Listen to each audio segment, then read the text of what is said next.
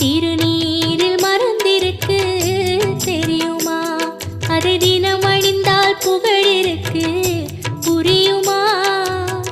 கந்தன் திருநீரில் மறந்திருக்கு தெரியுமா?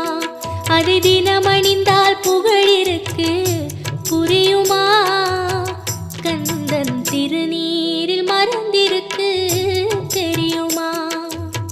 நெற்றிக் கண்ணில் பிறந்தவனே தெரியுமா? அவனை சுற்றி வந்தால் பல